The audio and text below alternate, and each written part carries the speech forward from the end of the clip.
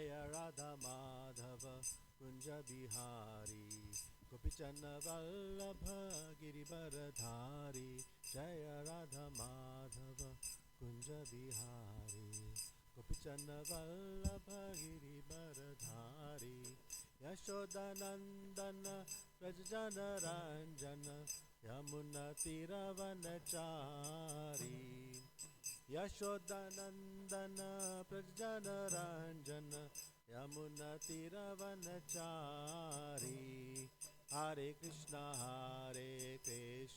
Krishna Krishna Krishna Hare Hare Hare Rama Rama Rama Rama Hare Hare Hare Krishna Krishna Krishna Krishna Hare Hare Hare Rama Rama Rama Rama Hare Hare Hare Krishna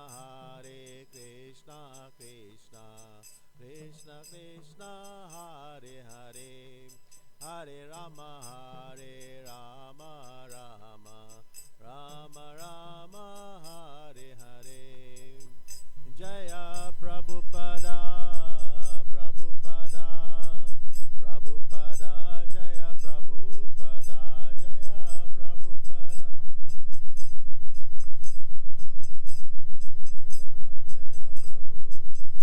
Jaya Jaya Prabhupada Prabhupada Prabhupada Jaya Jaya Prabhupada Jaya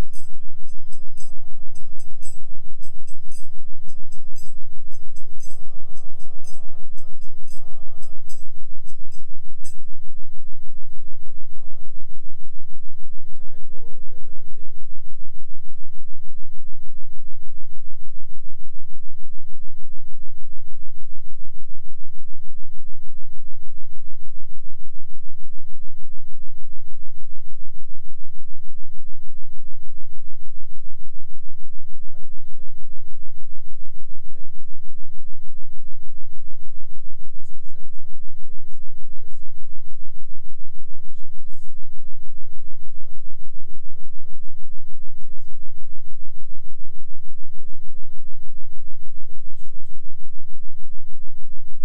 Namo Vishnupadaya Krishna Prasthaya Bhutale Srimati Bhaktivedanta Swami Namine Namaste Saraswati Devi Gauravani Vicharine Nirvishesha Shunyavadi Paschatyaja Sikarine Jai Sri Krishna Caitanya Prabhu Nityananda Sri Advaita Gadadhara Sivasari Gaura Bhaktavrinda Om Jnana Timirandasya Jananjana Salakaya Chakshurunmilitam Yena Tasmai Shri Gurave Namaha Sri Caitanya Manobhistam Sthapitam Yena Bhutale Swayam Rupa Kadamaya Tadaki Swapadantikam He Krishna Karuna Sindhu Deenabandhu Jagatpate Gopisha Gopika Kanta Radha Kanta Namastute Tapta Kanchana Gourange Radhe Vrindavaneshwari Vrishabhanu Sutadevi Pranamami Hare Priye Pancha Kalpa Tarubhyascha Kripa Sindhubhya Evacha Patitanam Pavanebhyo Vaishnavebhyo Namo Namaha Jai Sri Krishna Chaitanya Prabhu Nityananda Sri Advaita Gadadhara Sivasari Gaura Bhaktavrinda Hare Krishna Krishna Krishna Hare Hare Hare Rama Rama Rama Hare Hare Hare Krishna Krishna Krishna Hare Hare Hare Rama Rama Rama Hare Hare Hare Krishna Krishna Krishna Hare Hare Hare Rama Rama Rama Hare Hare. Our topic today is Putana is killed, the killing of Putana. That's chapter 6 of Krishna book. I'm sure many of you are familiar with the story. It goes like this. There's Putana, who's a Rakshasi. There's Krishna, and there's Kamsa, and of course there's a poison. So the sages have renamed the story from poison to nectar. So that means that it started off as something poisonous, something that was not very divine. It was actually demoniac. how demoniac it is for somebody to want to kill Krishna. And this is what Putana was commissioned to do. And this was her pastime. She used to enjoy killing little babies. So she was commissioned by Kamsa that you must go and kill all the babies in and around Vrindavan because they are a threat to me. So she devised a plan how to do this. And the plan was that disguise herself as somebody like a mother, foster mother, a relative, and go to Nanda Maharaj's house, and there she would execute her dastardly deed. So, how did she discover this?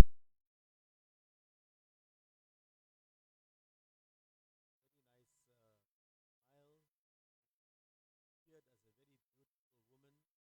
She was very kind and smiling, and as she was approaching, people could not recognize her, but they thought this must be somebody from nearby. It must be one of some very important person who is coming.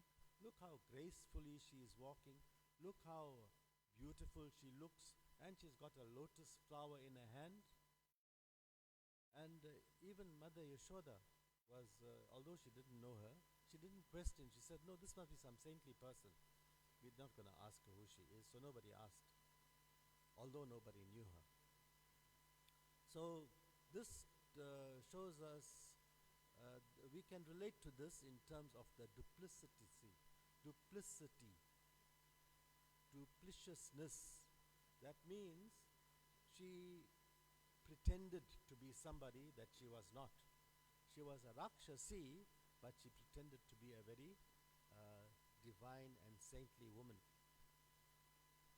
So we examine ourselves as well, because sometimes we wear three faces. We have our public face, like this, like how I am now. You see me with kurta, dhoti, tilak and bead bag, and people think that is a saintly person.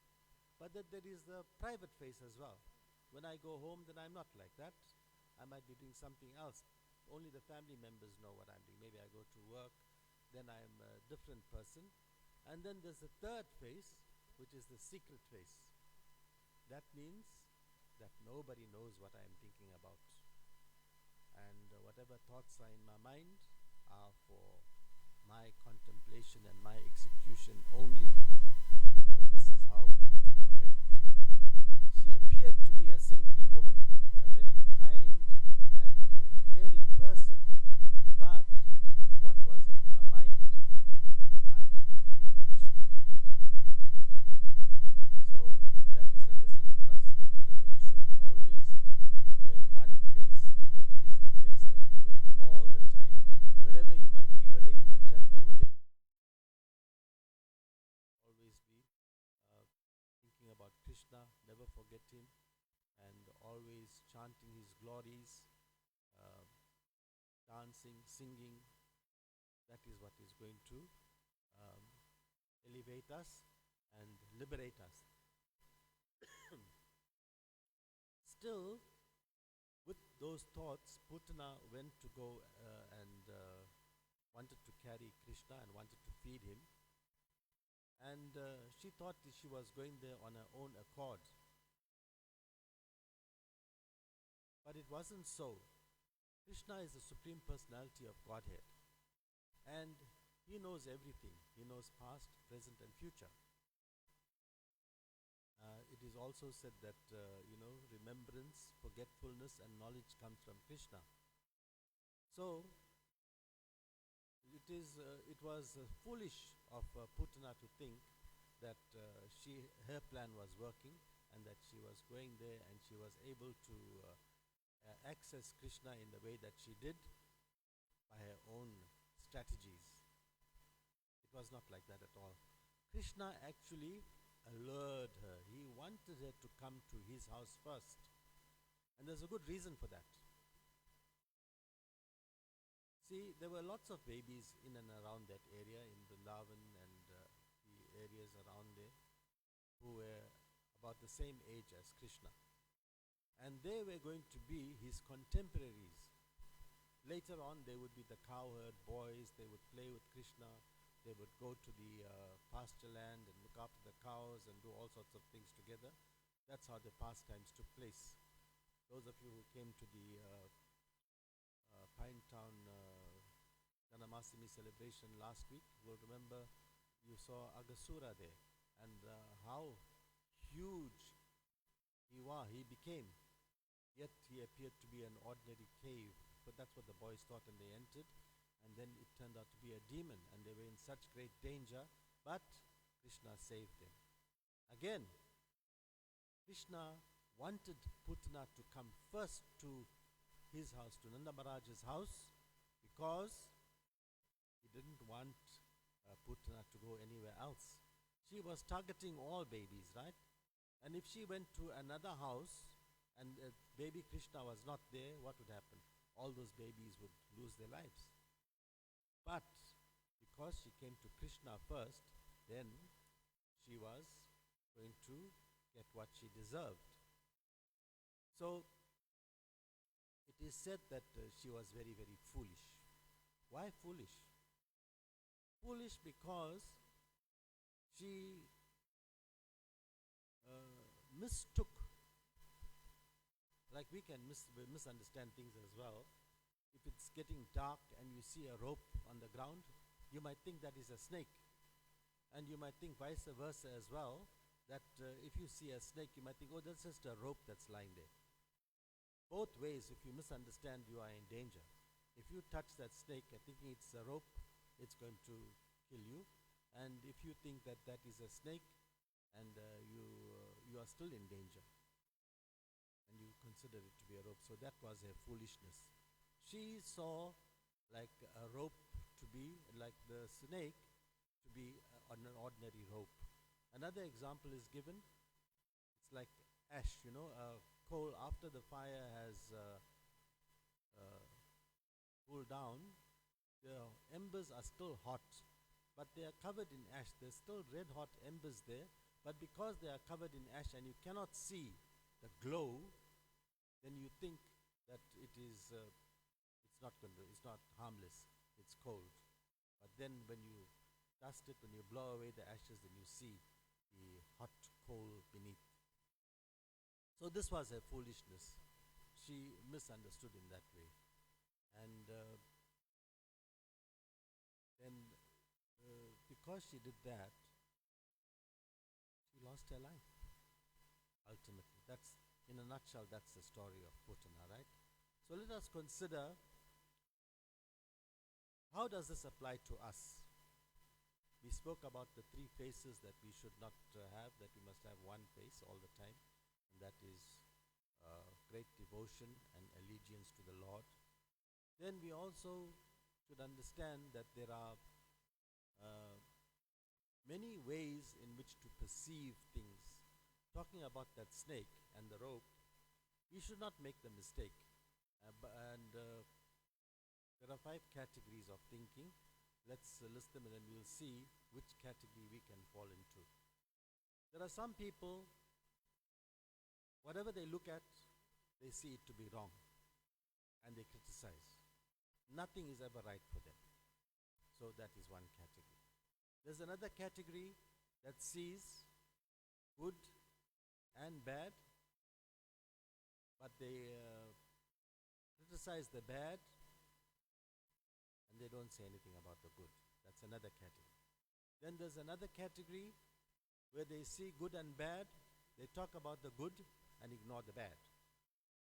That's another level. That's the third level. Then there's yet another level where they say good and bad, but they don't worry about either. They don't talk about either. But they still see good and bad. But the topmost is the one who does not see any bad at all. So like that, Putana made the mistake of thinking that, okay, this Krishna, she categorized him that I will be able to overpower him. He is not supreme. Nobody is more supreme than me. And I have this poison, this very deadly poison. Who can escape this poison? It is said that, like cyanide, nobody knows the taste of that poison of cyanide, because anybody who tried to taste it, they did not live to say or to write down what it tasted like, whether it was salty, whether it was sweet, or whether it was bitter. They just touched on the tongue and they died like that. So she thought that this poison is there, and as soon as Krishna touches me or tries to drink the milk, he will be dead. I am so powerful. And that's the mood that she went in. Okay. So what happens? So when she approaches Krishna, he knows she's coming, but when she comes closer, everybody allows her to come because they think this is such a saintly woman. Must be, she's so kind, she's got the lotus flower in her hand. Narayan is here, so it must be Lakshmi. So she said, look, I want to give blessings to the baby, she told Mother Yashoda, and I want to carry him and feed him so that he'll have a healthy, long life. That was what she said. So why would anyone disbelieve her? Because she looked like she was like a saintly person, and she said that Vasudev sent her to come and bless the baby. So she approached the cot where Krishna was sleeping. But what did Krishna do? As soon as he was aware that she was approaching, he closed his eyes. He did not want to see her. The sages have given like 20 reasons why he did this. I can just remember a few, and let's see. What are they?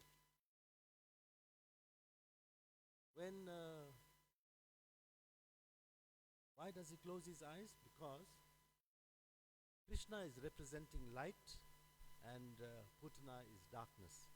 Light means knowledge, darkness means ignorance. So if Krishna looks at her, what's going to happen? That darkness will be dispelled. And when the darkness is dispelled, her mindset will change. She will come to her senses. How can I kill Krishna? What am I doing? And then the whole pastime will be forgotten. It won't take place. And then she won't get the mercy and she won't be liberated.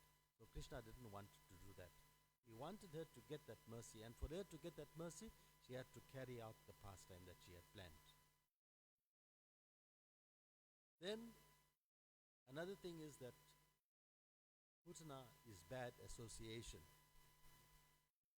She is a murderess after all.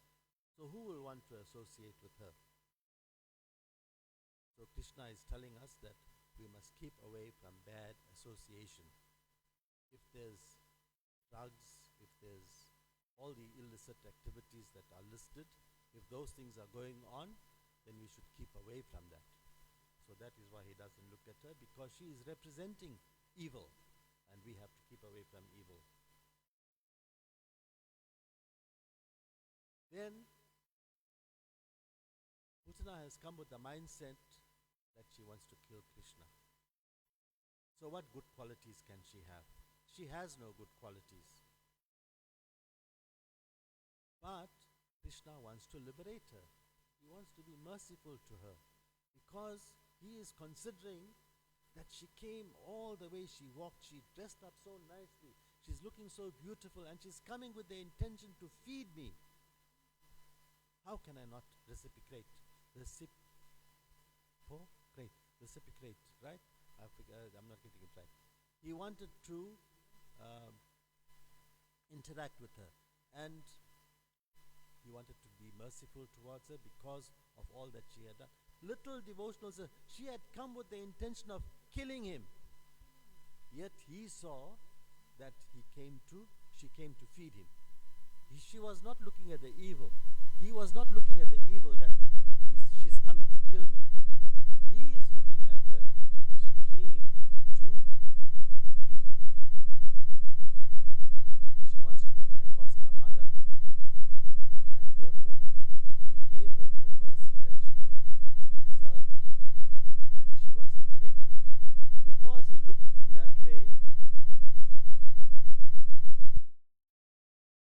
demise because he had to find something, some good quality. As she stood, as she was there was no good qualities. Whatever good qualities there might have been had been negated because she was coming with the intention to murder. So he looked into her past, in her past lives. What can I find there? There must be something good that she did there. Therefore, if I find that, then I can give her mercy for that. I can interact with her for that, and I can liberate her. So what do we learn from that? That right now, we should also be very, very conscious of what we do. Bhagavad Gita 9:27 comes to mind. Whatever you do, whatever you say, whatever you eat, whatever you give away, you must do that in accordance to what the Lord desires, for the Lord's pleasure. And if we do that, what can we do wrong? It will be difficult to do something wrong. And if it is difficult to do something wrong, that's what we want. We want to be sinless.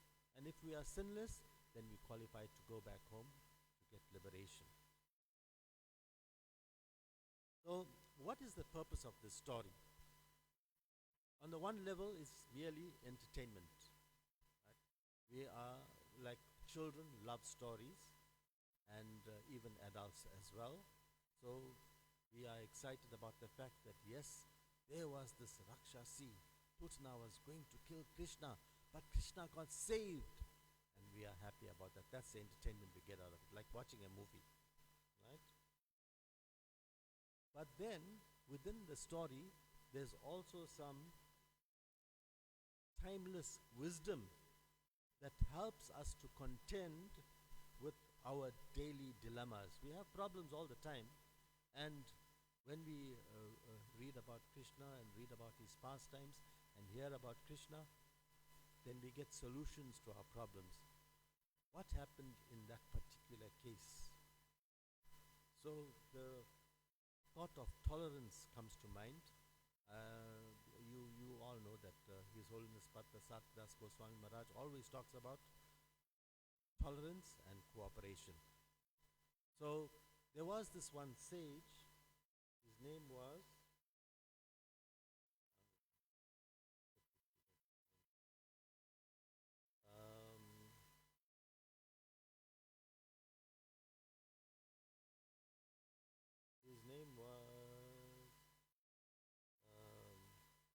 Sakha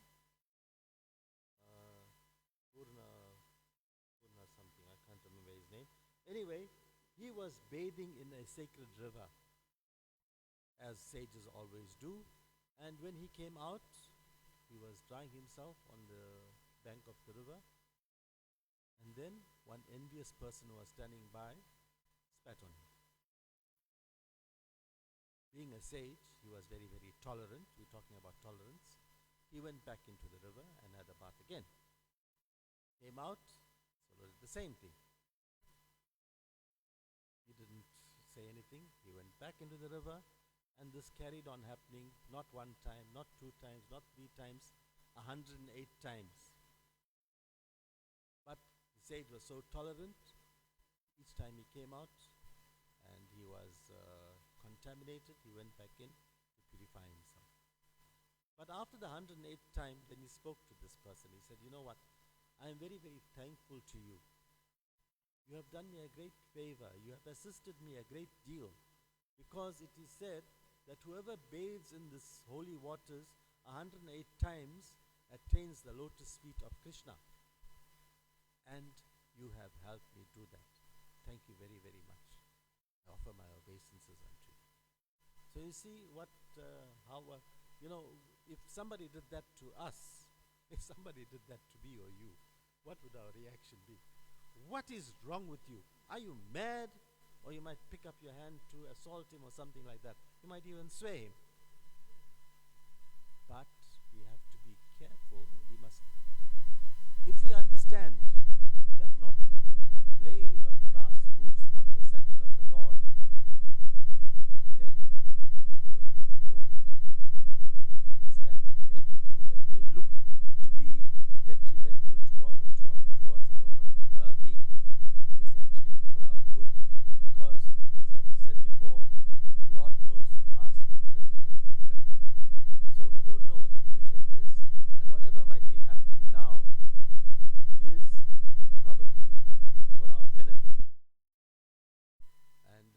not aware of it. The story comes to mind of you must have heard this as well, the king who went hunting with his minister. That was his pastime. He liked to do that. So he was racing along on his horse. They were on this expedition, and all of a sudden, a cobra appeared before the horse. The horse stumbled. The king fell off. Hit him on his thumb, on his finger, thumb or something. Right? The minister was with him. The minister was always looking up. You know, when like kings or president or some minister goes somewhere, they don't go alone. They have an entourage. They have the bodyguards and whatnot. So the minister was with the king. And he saw what happened, and he thought, if I leave it like that, the poison is going to go to the rest of his body, to his heart, and kill him. What should I do? So at that time, there was no first aid kit. There was nothing around, just his sword. So he took his sword and he cut off his thumb. The king was furious. What have you done? And he sent him to jail. He asked the other people around to send him to jail. Put him into jail. Then they somehow managed to to bandage it and all of that. The poison no more was effective, and he continued on his expedition.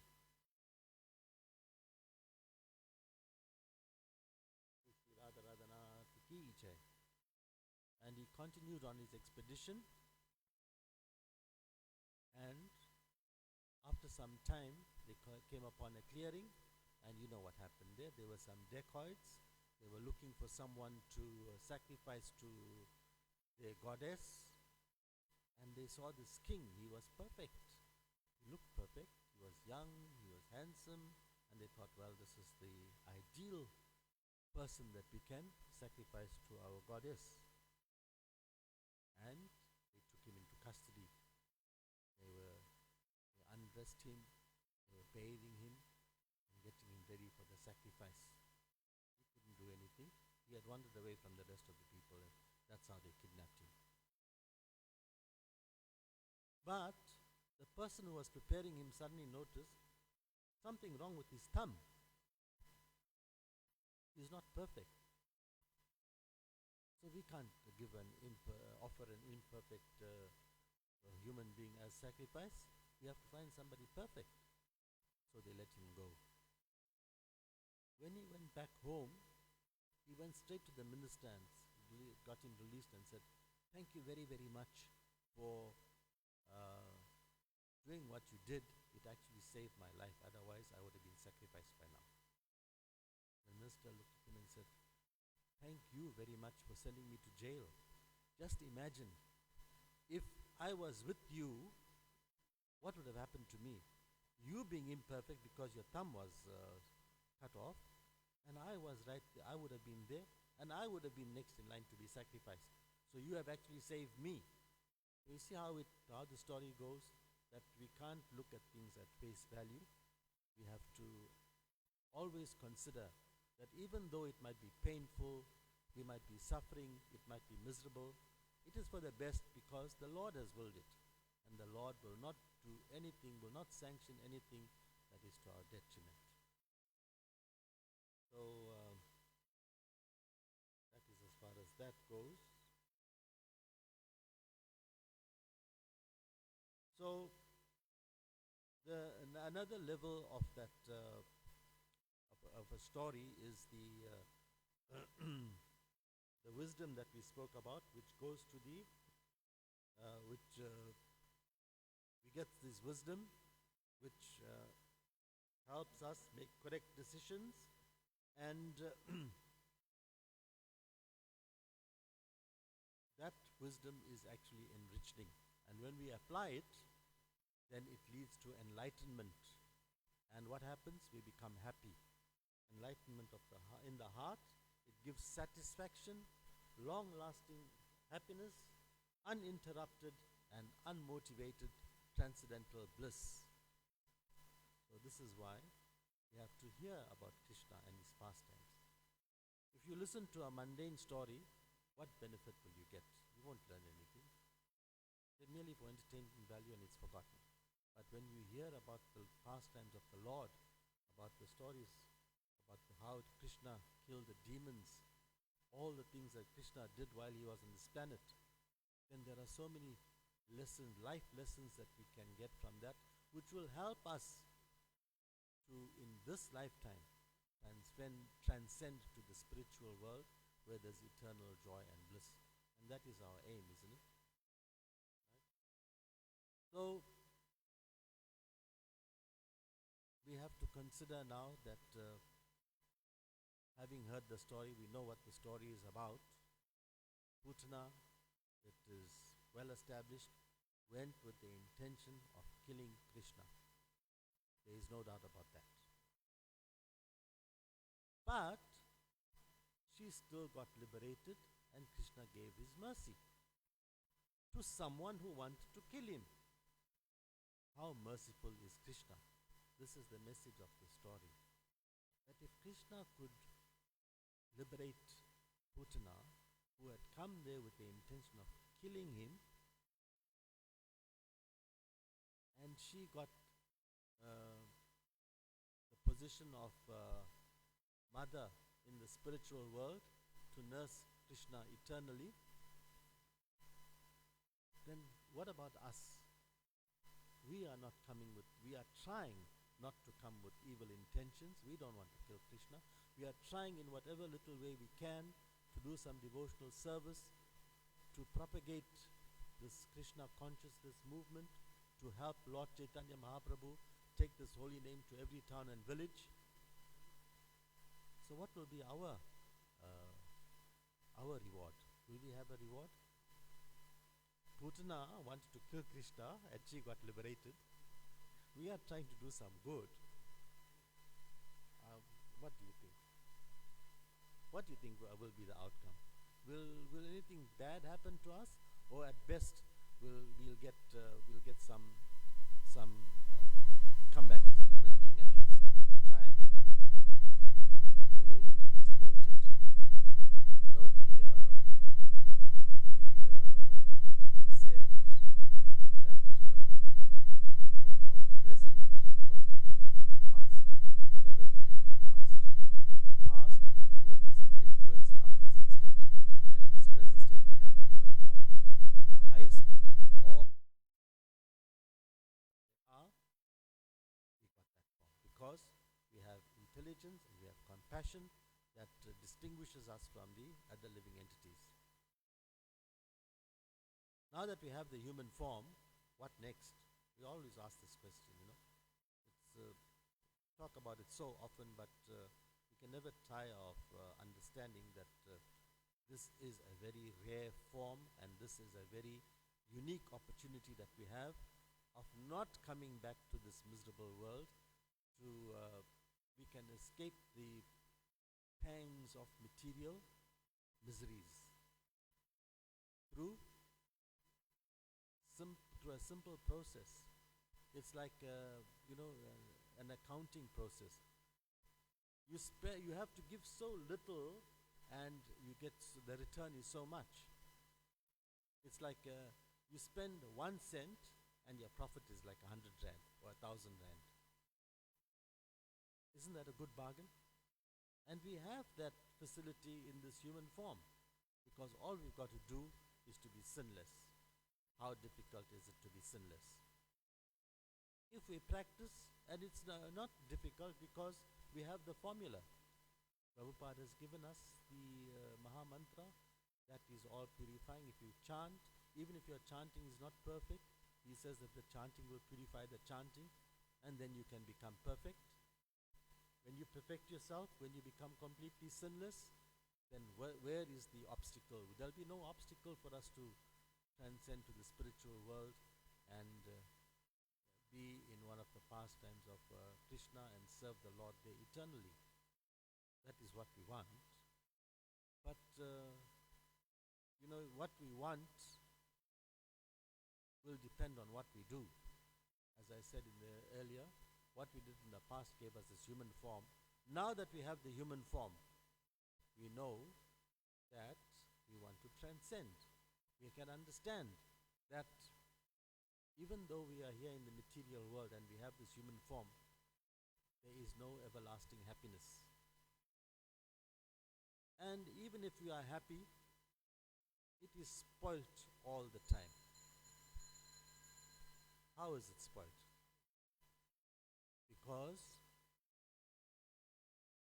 who can overcome disease? Who can overcome old age? Who can overcome death? We've heard this so many times. But we have to make it, we have to understand it. We have to be conscious of the fact that really, if we are here in this material world, we're not going to be able to overcome sickness. Old age is there. Just look in the mirror. Every day you will see different signs of old age, that the end is coming, and then death is going to be there. So whatever situation you might find yourself in, and you might think that you are happy, is actually not a happy situation, because it is going to be short-lived. We want a permanently happy situation. And where can we attain that? Only in the spiritual world. So, we have to be conscious of what we do now. What is the Lord saying? What is Krishna saying? What is Prabhupada saying? He's saying, just do some devotional service. Look at Putana.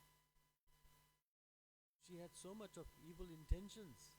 The worst evil intention, to murder Krishna. But she got saved. And if we just try to follow nicely the four regulative principles and to chant the holy names of the Lord, what obstacle can you foresee for us? I don't think there can be any obstacle, because His Divine Grace Srila Prabhupada is guaranteeing that if we do that, then He will personally come and take us back to the spiritual world when the time comes. Why should we not have faith in that? Everything else He said turns out to be true. We can see for ourselves that He talks about material miseries. We experience material miseries every day. It is not like that as though we can escape it, or it doesn't exist, or it exists for some people and not for others. Anybody and everybody, whatever situation they might be in, have the best house, the best car, a lot of money, best wife, best husband, whatever facility you might think of. Who will not get sick? Who will not get old? And of course, we know from our own experiences, it happened in my case, to my parents, to my grandparents, to some uncles, to some aunts, some cousins, some nephews, some nieces. They all left. And I think nothing's going to happen to me. Doesn't make sense, does it? So we have to keep that in mind, that yes, we're going to leave sometime, and we have to prepare for that. It's just like if you're going to another country, if you say India, for example, you just can't say, okay, tomorrow I'm going to India. You must have your passport firstly. You might have your passport, but do you have your visa? And then even if you have those two, if you were wise enough to have a visa, or you got an OCI, so you don't have to get a visa, then what about the money? You need to pay for your ticket. You must get your ticket. The ticket is not cheap. These days it's around 20,000 rand, I think. And then you must have money to spend when you get there. And who's going to meet you in India? You have to make that arrangement. When you get up at the airport, you don't know where you're going. You must know somebody. You must have made arrangements with somebody and take you to your destination. How will you manage on your own? You may be able to drive in South Africa. You cannot drive in India. It's a different scenario there. The rules are different. You can be the best driver in South Africa, but in India it is different. The robots are there. Nobody worries about it. It's all about the hooter. Everybody understands the language of the hooter. If somebody hoots in a certain way, then okay, give me way. You give me way, I'll give you way, and I'll go this side and I'll go that side, and that's how it carries on. And in between there's people walking, there's some bicycles as well, there's a tuk-tuk in between, the bus is also there, there's truck also there on the narrow road. So you have to make those arrangements. Imagine just going to India, we have to make so many arrangements. passport must be in order, you must have your visa, you must have Lakshmi, and you must make arrangements about who's going to fetch you, where you're going to stay for the duration of your holiday, or your visit there, or your pilgrimage, and who's going to bring you back to the airport from wherever you are staying. All those arrangements have to be in place, and you must have your return ticket as well. Now we're going to go somewhere where we don't know, and we're not making any arrangements. And we don't know when we have to go to. Anytime it can be, right? You don't have to be young, you don't have to be old, you can be a child, you can be middle-aged, whatever. At any time the call can come. Different people, different times. Some people leave when they are young, like babies, right? Some people when they are older, some people when they're very old. Some people through accidents, some people through sickness, some people through natural causes. But in whatever way it happens, it's going to happen, it must happen. Why shouldn't we prepare for that? You know, like we get the ticket for to go to India. What about getting a visa, so that when the time comes, we will not have obstacles in going to the spiritual world, and Prabhupada won't have difficulty in finding us. So we should have some kind of sign. You know, when there are lots of bags, and when you're collecting your bag after you come back from a trip, right? Then there's so many bags going round and round and round. So what some people do, they tie a unique ribbon or some cloth or some paper, they put a sticker, so that when the bag is coming, they recognize it, and then they can pull it off the table that rotates. So why can't we make ourselves visible to Prabhupada? How can we do that? We don't have to tie a ribbon. We have to make ourselves visible in terms of our actions. We have to qualify ourselves. How do we qualify ourselves? That means purification of the mind, purification of the senses, purification of our actions. That is what we have to do. And what is the start of all of that? It all starts with the chanting. That's all. The rest will follow. Once you start chanting, then you want to know, what am I chanting about? What does this mean? It means that I want some devotional service. What does devotional service mean? It means do something for the Lord's pleasure. You know that one verse 529 says, I think it's Bhoktaram Yajna Tapasam Sarva Loka Maheshwaram. The Lord is the ultimate beneficiary of all sacrifices and austerities. He is the supreme Lord of all the planets and the demigods, and He is the benefactor and well-wisher of all living entities. And those who know that attain peace from the pangs of material miseries. That's all we have to do. It starts off with the chanting. Then, okay, let me read about Krishna. Now that I have a taste for this chanting, the holy name is not different from Krishna, right? Who is this Krishna? Then you want to read. You read Bhagavad Gita. What are the instructions of the Bhagavad Gita? And there are so many instructions. Every aspect of life that you look at and you have a problem with, you can find a solution in the Bhagavad Gita. There's no problem that you cannot solve, that exists, that cannot be solved from the information given in the Bhagavad Gita. What about the Srimad Bhagavatam? Imagine if you do that. So from the Bhagavad Gita, you will go to the next level now, the Srimad Bhagavatam, and that is how you're spending your time. You are chanting, you are reading, you are doing devotional service, you come to the temple, you come and see the Lord, you make yourself visible to the Lord. So when you get there, the Lord recognizes you. Oh yeah, I remember this person. She used to come she used to come for the 12 o'clock aarti, or comes for the 4 o'clock aarti. She used to always come and sing, I know you, yes, you can come, you come. That's how you don't have to tie a ribbon. They'll be able to read. The Lord will recognize you because He sees you all the time. Just my theory. I'm just making a joke of it. Maybe it is true, I don't know. But I think that our activities will actually qualify us. Because it says so in Bhagavad Gita. He's saying also offer with love and devotion fruit, flower, leaf, or water, and I will accept.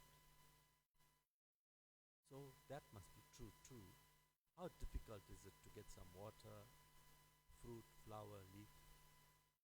Leaf means all the nice vegetables, fruit, so many different kinds of fruit, seasonal fruit. Right now we are at the end of winter. Right? We're finishing off with oranges and nachis and bananas and whatnot. So many nice fruits, pears and apples. Soon it's going to be spring and summer is going to be here. Then it's going to be nectarines and peaches and plums and grapes and strawberries. So many things that we can offer the Lord. Why do we need to do anything sinful when we have such a wide choice? Look at the vegetables that we talk about. Leaf, right? Leaf is representing, by leaf he means vegetables. How many vegetables there are? Potatoes, tomatoes, cabbages, cauliflowers, so many things. And seasonal as well. All you have to do is offer that. And we can have so much of fun. And if you really want to satisfy the Lord, then you just have to ask Rukmini Mataji how to cook, and she will also teach you how to make dal puri, and you offer that to the Lord. Just imagine how pleased the Lord will be. Right? And what are you going to do? Because you are doing exactly what he is saying, offering with love and devotion, and you're taking so much of care, you're taking the pains to find out and to make it perfect, make the preparation perfect. Isn't he going to be pleased? He'll have to be pleased. Because if somebody gives you something very nicely prepared, when you go down to the tent and you find this nice prashadam there, there's puri, there's beans, there's this, there's that, and nice big feast, aren't you happy? So in the same way, if we satisfy the Lord, if we do everything for the pleasure of the Lord, why won't we be happy? By giving happiness, we can find happiness. So that was my interpretation of the pastime of Putana. So as I told you, in the Krishna book, the title is The Killing of Putana, but of the people who have analyzed this have changed the name have called it from poison to nectar. So, what thoughts are going through your mind? Can you think of some name that you'd like to give it? How would you summarize this whole story about Putana? Because she is so sinful. She is the most sinful person, I would think, or we can imagine, because she wants to kill Krishna. Yet she gets liberation. How can we describe that? Anybody wants to say? What thoughts are going through your mind? Anything, even one word, something, so that I know you are paying attention. Yes?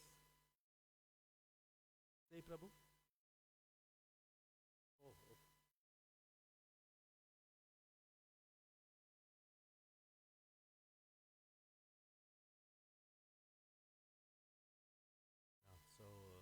While you're waiting for the mic, think of something to say. It'll be nice for you to contribute. And remember, Krishna is going to hear it. Haribo. Hare Krishna. I only have a question. Yes. Right? So, I'm doing this drama play with my brother. It's called the Gita. There's a line where Krishna says, your thoughts at the moment of death determine your destination. And thoughts are influenced by our senses, and we need to apply our intelligence and learn to control our senses, right?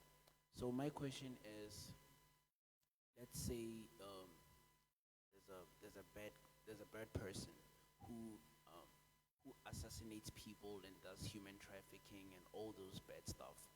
And at a moment of his death, he thinks of Krishna. And there's another holy man who devotes his life to Krishna, but at the moment of his death, he thinks of something else, maybe his children, family, or whatever. So my question is, would Krishna liberate the bad person who thought of him at the moment of his death, or the holy man who devoted his life to him, to Krishna? Well, I will attempt to answer it. It's quite a complicated question, but from my understanding of the Bhagavad Gita, it is said that right now, like as we have this form now, we have the human form, the most intelligent, and we know that we have to transcend. So that is why we are practicing chanting this holy name all the time. That is why Prabhupada has recommended 16 rounds minimum. Actually, we should be thinking of Krishna all the time, and in whatever we're doing, whatever activity we're performing, we should be thinking of the Lord and chanting all the time. So that person who thinks of the Lord at the last moment, but has been involved in all sorts of criminal activities previously, I would say he would get liberation because he thought of the Lord. The Lord is merciful and the Lord is so powerful, he can do that.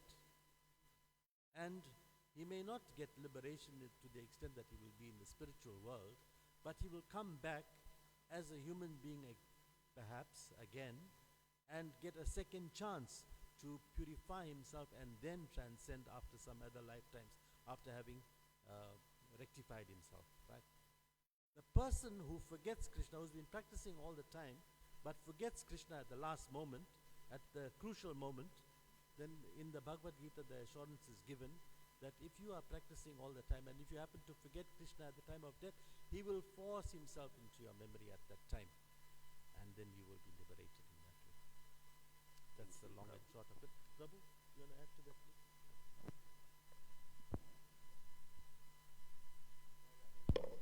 It's good. Whatever you're thinking at the time of death will determine your destination. It's there in the Gita, but remembering Krishna is a high stage.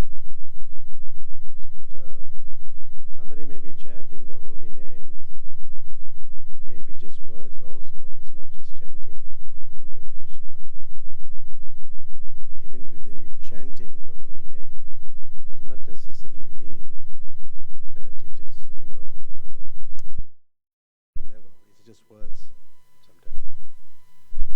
So whatever you think at the time of death, he has determined, as he explained very nicely, determines your destination. Like even, Ajamil, there's a pastime of Ajamil. You heard of Ajamil? Oh no, he was a Brahmin, but he became very sinful. And, he got attracted to sense gratification. And he had a son who he named Narayana. So the time of death, when he was calling out Narayana, he wasn't calling Krishna's name. It wasn't Krishna.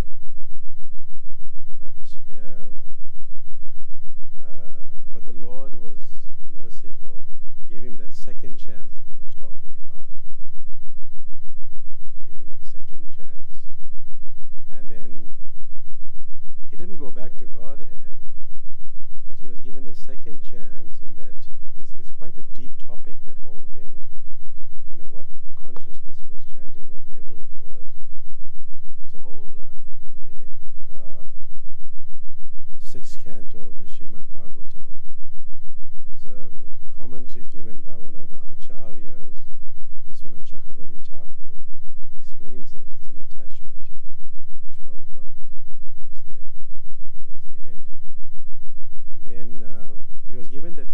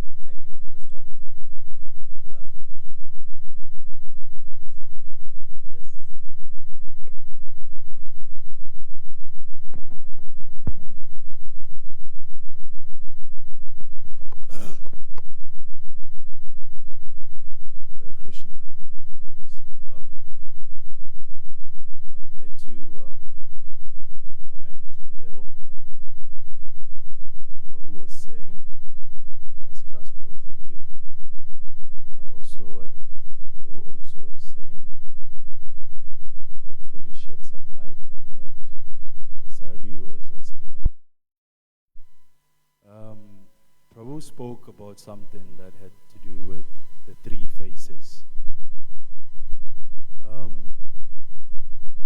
We found ourselves in a situation sometimes that we can be devotees or aspire to be devotees. I usually use the term Prabhupada's men. We aspire to be Prabhupada's men, but sometimes we aspire to be Prabhupada's men on other, not everyone. I don't know if you get what I'm saying. You can be aspiring Prabhupada's men, but only when it suits you, which is very dangerous. You can aspire to be something that you hope to attain, but only when it suits you, which is very dangerous. That is also putting on a different face, as Prabhu was saying. And also to add on what you attain at the time of death, the consciousness you're in at the time of death is what you attain without fail, Krishna says. It is not easy to remember Krishna at the time of death. I'll give you an example. When you're in danger, the last thing you remember is Krishna. The first thing you remember is Krishna. The first thing you remember is how to protect yourself. The first thing you remember is how to protect yourself. If a dog comes and it's vicious and it's showing its teeth and it's barking at you and you can see the saliva spitting everywhere, the first thing you remember is not Krishna. It's fight or flight. So it's not easy to remember Krishna. Hence, devotional service and humility and love. Love. People forget the term love. Love is very important because love is also dangerous. You choose who to love. We choose who are comfortable to love, which is very dangerous. But love is Krishna. Krishna is love. Why must you choose who you love and how you love?